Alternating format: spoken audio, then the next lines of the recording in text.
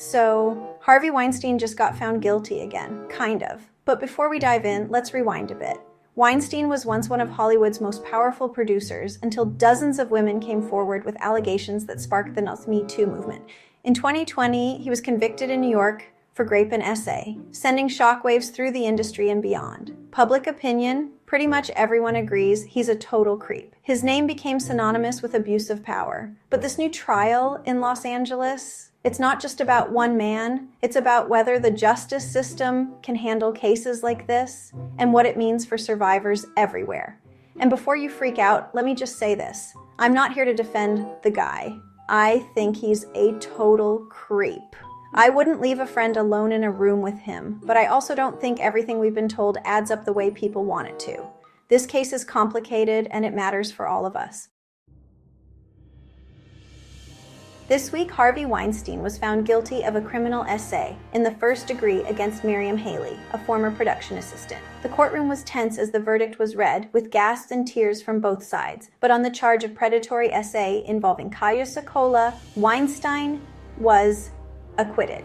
Relief washed over his defense team, while the prosecution looked stunned. And when it came to Jessica Mann, the jury was hopelessly deadlocked on the most serious charges. The judge declared a mistrial on those counts, leaving everyone in suspense.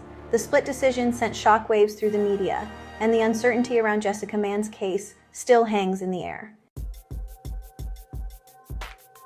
So we've got one guilty verdict, one not guilty, and one, no decision. For many, this outcome feels like a mixed bag because public expectations, especially from supporters of the Me Too movement, were for a sweeping conviction that would send a clear message. Instead, the split verdicts highlight just how complicated these cases can be, and they raise questions about whether future high-profile trials will deliver the kind of justice many are hoping for. Let's set the stage. Weinstein's legal saga has been long and complicated, putting the justice system under a microscope. He was originally sentenced to 23 years in New York for essay and grape, an outcome many saw as a landmark for the Me Too movement. But when that conviction was overturned on appeal, it shook public confidence, raising questions about how the system handles high-profile cases. Meanwhile, Weinstein is still serving 16 years from a separate California conviction, showing the nationwide scope of his legal battles. This latest New York trial, it's like a reboot. Same defendant, similar charges, but now with even more at stake for public trust in the justice system. But here's where things get messy. The jury room was a disaster. One juror literally told the judge he didn't feel safe being in there. Someone apparently told him, "I'll meet you outside," like we're in some bad mob movie. Others were yelling, pressuring people to change their minds, and shunning jurors who didn't agree. That's not deliberation, that's intimidation. One juror said, "It felt like a pressure cooker in there." Another mentioned, "I couldn't think straight with all the shouting." In high-profile cases, the dynamics within the jury can significantly influence the outcome. The pressure to reach a unanimous decision can lead to intense conflicts and emotional stress. And sometimes it's not about justice, but about who can shout the loudest. And let's not ignore the weird timeline stuff, because it's a huge deal in cases like this. These allegations go all the way back to 2006 and 2013. That's not to say they didn't happen, but when you're dealing with events from so long ago, it's tough to find solid evidence. Texts get deleted, emails disappear, and physical proof is almost impossible. Plus, memories fade. Witnesses might not remember every detail, or their stories can change over time, which makes it even harder for jurors to know what really went down. And then there's the fact that some of the women kept talking to him after the alleged incidents. Some even had friendships or professional relationships with him. Again, not saying that means nothing happened, but it does make things murkier for everyone involved. The passage of time, missing evidence, and fading memories all combine to seriously complicate essay cases like this.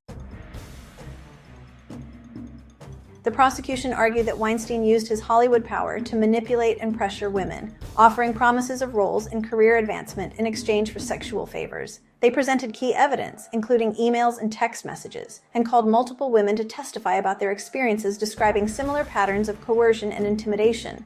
Prosecutors framed Weinstein's actions as not just abuse of power, but as calculated criminal acts, arguing that his behavior went far beyond inappropriate conduct and constituted SA under the law.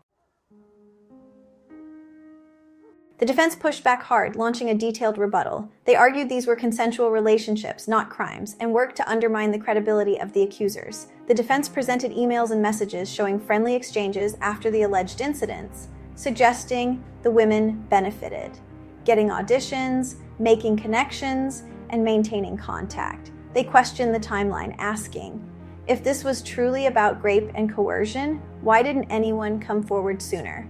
The defense aimed to plant reasonable doubt in the minds of the jury at every turn. One of the women, Jessica Mann, said she stayed quiet because she was scared, terrified of not being believed, and overwhelmed by the power Weinstein held. The psychological toll was immense. She struggled with shame, self-doubt, and the fear of being blamed or shamed by society.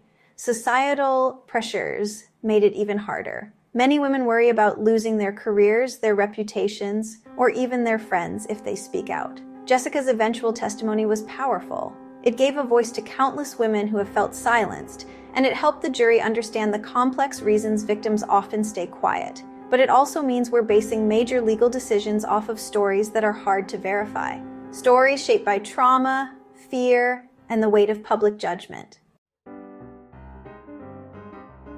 Weinstein never took the stand in his own defense, a deliberate legal strategy. His lawyers likely feared that cross-examination could do more harm than good, given the gravity of the accusations and his public image. The public and jury noticed his silence. Some saw it as an admission of guilt, while others viewed it as a smart legal move. Either way, it fueled plenty of speculation.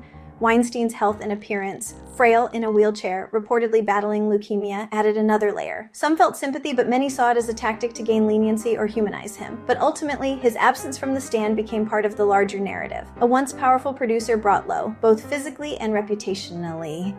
The big, bad producer turned into a cautionary tale, his silence echoing louder than any testimony. In the end, the story almost wrote itself. I'm not saying he's innocent, but I am saying this trial, and honestly the whole situation, is more complicated than just he's evil and deserves to rot. There are so many gray areas, questions about consent, memory, and the way stories are told and heard in court. The power dynamics in Hollywood are intense. Producers hold careers in their hands, and that imbalance can blur lines and create situations where people feel pressured or trapped. It's not just about one man's actions, but about a whole system that enabled silence and complicity for decades. This case has forced us to confront uncomfortable truths about our culture, how we treat victims, how we define justice, and how power can corrupt. Nothing here is black and white, and the ripple effects go far beyond one courtroom. Honestly, these kinds of cases always leave me conflicted. There's so much noise, so many headlines, opinions, and emotions swirling around. I can think he's gross and still wonder if the legal system actually proved what they claim to. It's hard to separate what I feel from what I know for sure.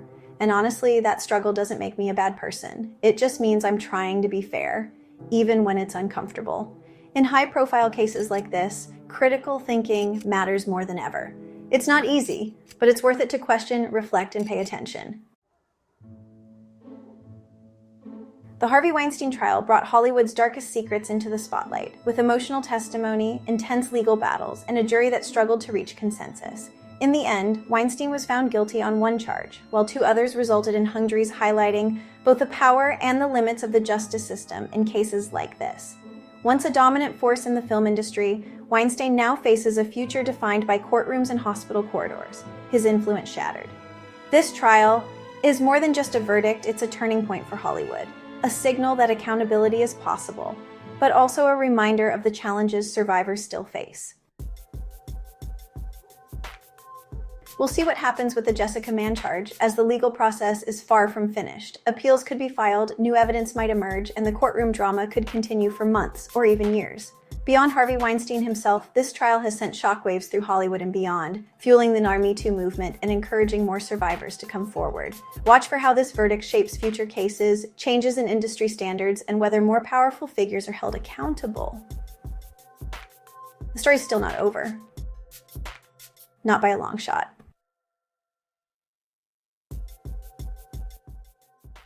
Stay tuned,